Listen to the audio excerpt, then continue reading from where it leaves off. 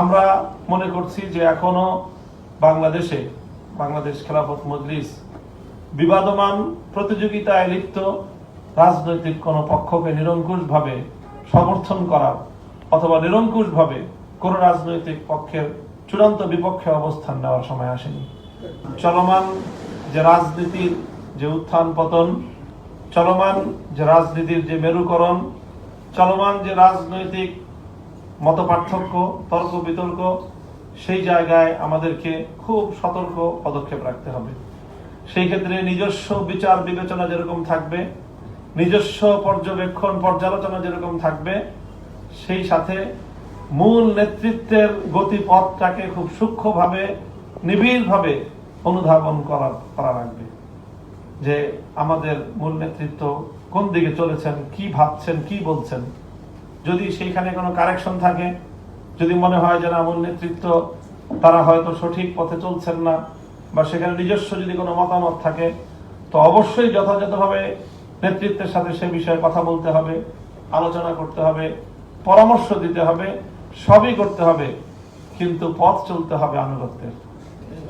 সেই জায়গাটায় খুব আমাদের মধ্যে যেন কোনো ধরনের দ্বিধা বিভক্তি তৈরি না হয়। এই ধরনের সেনসিটিভ স্পর্শকাতর মুহূর্তগুলোতে কিন্তু পারস্পরিক অনেক সময় আস্থার শূন্যতা সৃষ্টি হয়, অনাস্থা তৈরি হয়, সংগঠনের মধ্যে দুর্বলতা, চিন্তার দুর্বলতা তৈরি হয়। সেটা যেন কোনোভাবেই না হয়। অত্যন্ত স্পর্শকাতর একটা সময় আমরা রাজনৈতিকভাবে অতিক্রম করছি। এই সময়ে বাংলাদেশ খেলাফত মজলিস এবং তার সকল সহযোগী সংগঠন অভিন্ন চিন্তা ধারণ করে তারা রাজনৈতিক এই ক্রান্তিকালকে আমাদের অতিক্রম করতে হবে ইনশাআল্লাহ। আমরা মনে করছি যে এখনো বাংলাদেশ খেলাফত মজলিস বিবাদমান প্রতিযোগিতায় লিপ্ত রাজনৈতিক কোন পক্ষকে নিরঙ্কুশভাবে সমর্থন করার অথবা নিরঙ্কুশভাবে কোন রাজনৈতিক পক্ষের চূড়ান্ত বিপক্ষে অবস্থান নেওয়ার সময় আসেনি। কাজে এই কথাটা আমাদের সকলকে মনে রাখতে হবে। আমরা এখন বাংলাদেশে রাজনৈতিকভাবে চূড়ান্তভাবে আমাদের প্রতিপক্ষ হলো বিগত পতিত ফ্যাসিবাদী সরকার এবং তার দল। সেটাই হলো আমাদের রাজনৈতিকভাবে আমাদের প্রতিপক্ষ। আর বাকি যারা আছে তাদের কারো পক্ষেই আমরা চূড়ান্তভাবে পক্ষাবলম্বন করছি না এবং কারো সাথেই চূড়ান্তভাবে আমরা বৈরিতা রাখছি না।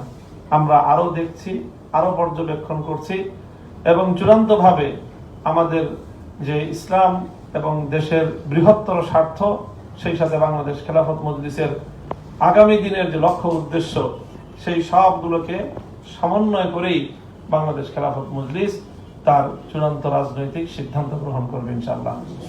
আপাতত আমরা যেটা করব, সারা দেশে বাংলাদেশ খেলাফত মজলিসের পক্ষ থেকে স্থানীয় পর্যায়ের নেতৃত্ব মানুষের সামনে পরিচিত করবার উদ্যোগ গ্রহণ করা হবে এবং চেষ্টা করা হবে বাংলাদেশ খেলাফত মজলিসের পক্ষ থেকে অনতিবিলম্বে 300 আসনে দলীয় প্রার্থী ঘোষণা করা।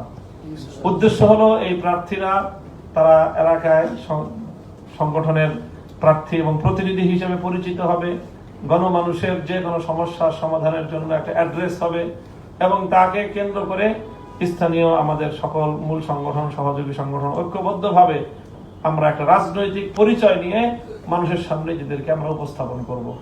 এটাই চলবে আগামী 2-3 মাস আমাদের মূল কাজ।